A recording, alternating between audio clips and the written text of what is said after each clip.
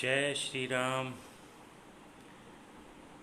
सभी भाई बहनों को, मेरे दोस्तों को जो अभी इस वक्त ऑनलाइन ऑनलाइन नहीं हैं, उनको सबको तरुण तिवारी का बहुत बहुत नमस्कार। समझ में नहीं आ रहा है इसमें, अगर आप लोग कोई सुन रहे होंगे तो कुछ रिएक्शन दें, कुछ रिप्लाई, कुछ हाय हेलो करें। तो मैं आज का प्रेरक प्रसंग नंबर 3, जिसका नाम है शांति का रास्ता। शांति का रास्ता आज का प्रेरक प्रसंग है, जिसको मैं शुरू करने का सोच रहा हूँ। मैं चाह रहा हूँ कि कुछ लोग और बढ़ जाएं, कुछ बातचीत भी हो आज, क्योंकि तीसरी कहानी है, ये तीसरा किस्सा है, अभी तक बातचीत नहीं हो पाई है। अगर कुछ डिमांड हो आप लोगों की तो वो बता सकते हैं कि भाई इस तरह की कुछ सुनना चाहते हैं आप लोग। हालांकि मेरी फ्रेंड लिस्ट में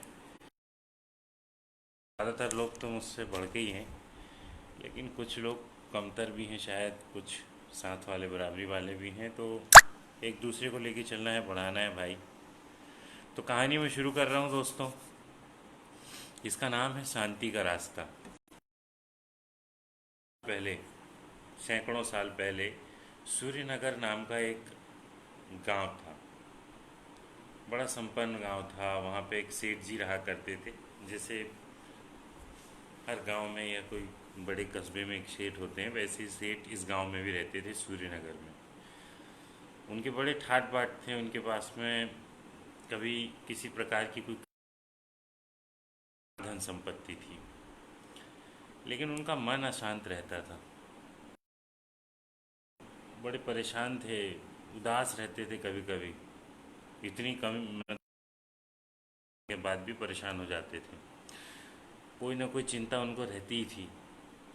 तो उनके दोस्त से जब उनकी चर्चा हुई इस बारे में, तो उनके दोस्त ने कहा कि अपने गांव के पास में एक साधु जी रहते हैं, आप उनके पास जाइए ना। संत महात्मा जी के पास में, वो निश्चित ही उनके पास जो जाता है उसकी समस्या का समाधान हो जाता है।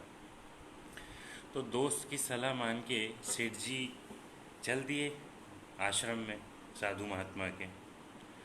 बढ़िया हाथ जोड़ के प्रणाम किया कि महात्मा जी प्रणाम, मैं इस नगर का ये सेठ हूँ। और पूरी मुसीबत अपनी बताई उनको कि मेरा शांत हो जाता हूँ। तो साधु ने उनको बोला कि ठीक है, चिंता मत करो, सब ठीक हो जाएगा, जल्दी सब ठीक हो जाएगा, घबराओ नहीं। तो ठीक ठीक है गुरु, आप बताइए क्या करना है। तो साधु जी ने उनको पूरा ध्यान व्यान योग पूरा सिखा दिया कि ये ऐसे योग करना और ऐसे ध्यान करना। लेकिन अपने घर पहुंचे वापस, और उन्होंने ध्यान करना शुरू किया। ध्यान ही नहीं कर पाते थे। उनको कभी ये चिंता, कभी वो चिंता, कुछ ना कुछ उनको डिस्ट्रैक्शंस हो जाते थे। वापस साधु जी के पास जाते हैं सेठ एक दिन के बाद में, और फिर बताते हैं कि गुरुजी, मैंने तो आपने जैसा ध्यान पूजा बताई थी तो करने की कोशिश की, लेकिन मुझसे हो नहीं पा रहा है, मैं क्या करूं। तो साधु मौन रहे। साधु ने कुछ जवाब नहीं दिया उनको, चुप रहे। आना जाना लगातार रहा वहाँ पे, क्योंकि आंसर नहीं मिल रहा था, इसलिए सेठ जी भी बार बार आ रहे थे। तो एक दिन सेठ जी और साधु जी वहाँ आश्रम में टहल रहे थे। टहलते टहलते, वॉक करते करते, सेठ के पैर में कांटा चुभ गया। कांटा चुभा तो सेठ चिल्ला पड़े, बहुत दर्द हो रहा है, साधु जी बचाओ, अरे क्या हो गया, ये क्या हो से वो। सेठ जी ने रिएक्ट किया तो साधु ने बोला कि क्या हुआ, सादा चुभा है तुमको, निकाल लो। बोले नहीं गुरुजी, ऐसा करने लगा।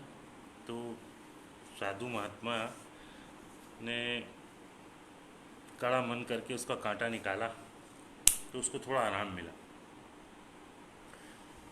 हाँ, वो बोलता है कि ठीक है साधु जी, बहुत अच्छा किया आपने, मेरा कांटा निकाल दिया। साधु जो थे वो बड़े गंभीर हो गए। उन्होंने सीरियस नोट पे कहा इसको कि भाई जरा से कांटे से तुम बेहाल हो गए, जरा सोचो तुम्हारे अंदर कितने कांटे चुभे हुए, कितना लोभ है, कितना मोह है, कितना क्रोध है, कितनी ईर्ष्या है, कितना द्वेष है दूसरों से। न जाने किस किस चीज़ के लेके तुम अपने मन में ये सब कांटे चुभा के बैठे हो। जब तक इनको उखाड़ोगे नहीं तो शांति कैसे मिलेगी। जब ये बात सेठ को समझ में आई तो सेठ के मन में जो है वो साधु जी के शब्दों से एक अंतर्मन जागृत हो गया, उसका उसको उसका अज्ञान का अंधेरा दूर हो गया। वो समझ गया कि अब मेरे कांटे कौन है, मेरे को बेचैनी क्यों होती है। उसको शांति कर रहा। दोस्तों, बिल्कुल ऐसे ही हमारे साथ भी है। हम लोगों को शांति अगर मन में लानी है तो बहुत सारी चीज़ों का लोभ मोह क्रोध ईर्ष्या द्वेष ये सब चीज़ों को छोड़ना होगा, तब हमको शांति मिल पाएगी। पैसे से शांति नहीं मिलती है, मन हल्का करना होगा। प्रेरक प्रसंग आशा करता हूँ कि आपको ज़्यादा बोरिंग नहीं लगा होगा, अच्छा लगा होगा। इसका टाइटल है शांति का रास्ता। शांति का रास्ता क्या है, हम फिर से एक बार इस पर बात कर लेते हैं। लोभ मोह क्रोध त्याग द्वेष, इनसे छुटकारा, इनको दूर कर दो तो आपको शांति मिलेगी।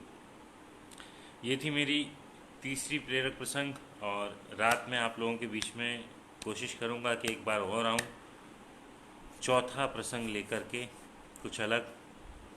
अगर आप लोग कुछ स्पेसिफिक चाहते हैं मुझसे, या कोई बात हो जो आप मुझसे कहना चाहते हो, कुछ बताना चाहते हो, तो आप बता सकते हैं मुझे। एक भी पर्सन का नाम वगैरह कुछ लिखा नहीं आ रहा है इसमें।